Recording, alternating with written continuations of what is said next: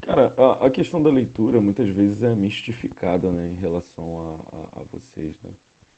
Isso é culpa principalmente do Iago, né?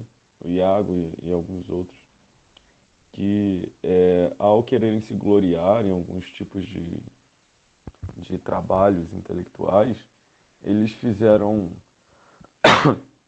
com que parecesse que a leitura e o estudo intelectual é algo impossível.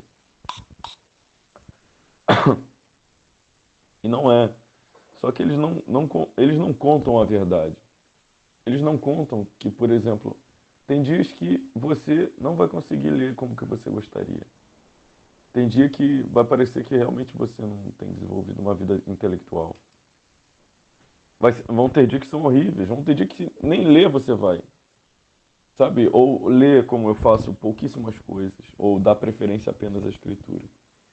Mas a questão é que a vida intelectual é uma construção, é uma construção de vida. Você não está, por exemplo, cursando uma faculdade na vida intelectual. Ou seja, você tem uma meta aí de 4 ou 5 anos para concluir. Você tem metas semestrais ou quinzenais para bater. Não existe isso. Qual é a vantagem do cara que estuda ad perpetuum, né, para o resto da vida, em relação a um cara que tem um bacharel? Vocês podem ver isso em mim, eu vou te dar eu vou me dar como exemplo. Vocês podem perceber que quando eu debato com bacharéis e mestres de teologia, eu costumo ter vantagens porque eles estudaram durante um período. Eles ganharam um diploma por esse período e eles confiam nesse período que eles estudaram. Mas só que eu não tenho uma linha de chegada, é isso que eu estou querendo dizer. Já que eu não tenho uma linha de chegada, não importa o ritmo que eu estou correndo. O importa é que eu estou correndo. Se eu ficar parado, realmente será um problema. Mas se eu não tenho uma linha de chegada, eu tenho que continuar correndo. Digamos que o cara esteja correndo ao meu lado e a linha de chegada dele está a 5 quilômetros à frente. Assim que batermos 5 quilômetros e eu estou ao lado dele, ele vai parar a corrida dele. Mas eu irei continuar correndo. Por quê? Porque eu não tenho uma linha de chegada. Então, quando você trata isso dessa forma, quando você tem uma paciência, quando você faz o 1% todos os dias, quando se passam os anos, 5, 10, 15, 20 anos, você está realmente muito à frente. Você está realmente muito à frente de todos os que tiveram linhas de chegadas. Você estará muito à frente de pessoas que, por exemplo, se dedicaram a 4 ou 8 anos de estudo teológico. Eu já estou fazendo esse 1% há 10 anos. Se isso estivesse dentro de um quadro acadêmico, eu já teria um mestrado, por exemplo. Mas eu não estou querendo um mestrado. Eu estou querendo me aperfeiçoar como pessoa intelectual e cristã. Então, quando eu avanço nessas coisas, eu costumo ter vantagens em relação aos outros, porque realmente eu faço algo todo dia. E esse é o segredo da leitura. Muitas vezes vocês abandonam leituras, abandonam estudos, é porque vocês empregam tanta energia e expectativa naquela leitura, que assim que essa emoção passa, vocês abandonam a leitura. Mas só que isso não é algo emocional, é algo que você precisa fazer. É algo que você tem que fazer todos os dias, não é algo que você tem que fazer quando está focado, ou algo que você tem que fazer quando você tem sentimentos bons em relação a isso. É algo que você tem que fazer, precisa fazer e continuará fazendo. Se você ler um parágrafo de um livro por dia, ou uma página, ou um capítulo, você precisa continuar lendo. Porque se você não ler, de toda forma você estará perdendo, cara.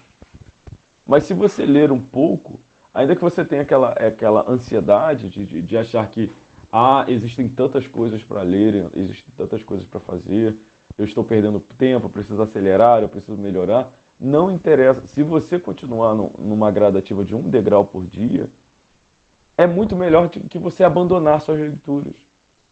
Então, cara, o tempo, a pessoa paciente, a pessoa com metas longas, ela vence todo mundo, cara. Eu tenho aprendido isso muito no jiu-jitsu, sabe? Eu tô na faixa branca, eu quero chegar na faixa preta, mas eu vejo que, cara, o jiu-jitsu, se o cara for muito emocionado, se o cara quiser ficar finalizando, ganhando todo o treino e tal, ele vai se perder no próprio ego dele, cara. Mas, por exemplo, se eu treinar, eu estou na faixa branca, se eu treinar todos os dias, durante 8 a 10 anos, inevitavelmente eu vou chegar na faixa preta. Se eu não tiver o meu ego inflado, se eu não quiser ficar querendo provar algo para alguém, se eu não quiser entrar em competições pessoais e imaginativas, essas coisas só vão me atrasar, cara. Mas se eu fizer ali todos os dias a mesma coisa, depois de 10 anos eu terei uma faixa preta. E provavelmente eu vou ser melhor do que aqueles que começaram comigo. E muitos que começaram comigo vão abandonar a faixa no meio do caminho. Então, quando você quando você se decide ser uma pessoa intelectual como estilo de vida, você não terá metas curtas. E se você não tiver metas curtas, quando você pegar um livro para ler, você só vai parar de lê-lo quando você acabar de lê-lo. E se você pega um livro de 200 ou 300 páginas ou 500 páginas e demora um ano para ler, não interessa. Porque se você não ler, você não vai ler. Então é melhor você entregar um ano da sua vida para um livro do que entregar um ano da sua vida para livro nenhum. Se em 10 anos você leu 10 livros, você está à frente de milhares de pessoas que não leram nada. Porque queriam ler mais de um por ano. Mas se você consegue melhorar isso, faz 2 leituras semestralmente ou uma leitura por mês, não interessa. O interessa é que você está continuando a fazer o que tem que ser feito. Entendeu? Então, quando você pensa dessa forma militar, você perde o misticismo, né? Você perde essa questão mágica que não existe. Leitura é trabalho, cara. Se você tiver um campo para capinar, você tem que capinar o campo, cara. Você tem que sentar o seu bumbum na cadeira, abrir o livro e ler. Não é com vontade, não é com sentimento. É ler porque você tem que ler. Ler porque você tem que melhorar. Ler porque você tem que ser mais inteligente. Então, assim, é muito ruim você chegar no final da sua vida e ver a vida que você poderia ter vivido e não viveu. Por quê? Porque por meras questões sentimentais, emocionais e místicas. Em vez de você viver uma vida mais pragmática e racional. Por exemplo, eu estou lendo 5 livros simultaneamente. Como que você faz isso? Cara, vocês assistem 5 vídeos diferentes. Vídeos. Aí você assiste lá um vídeo sobre o Pablo Marçal dando uma cadeirada. Aí depois você assiste um vídeo sobre o Endrick no Real Madrid. Aí depois você assiste um vídeo sobre, sei lá, o Brasil Paralelo, não sei o quê. Aí depois você assiste um vídeo do Nicodemos. Aí depois você vai na Netflix e assiste uma série. Ou seja, cara, num dia só você viu 5 vídeos de assuntos completamente diferentes. Como que você não consegue ler 5 livros Cara, entenda uma coisa. O livro é um tipo de mídia. O livro é um tipo de mídia. Ou seja, ele tem informações ali. Só que eles são informações que não são áudio.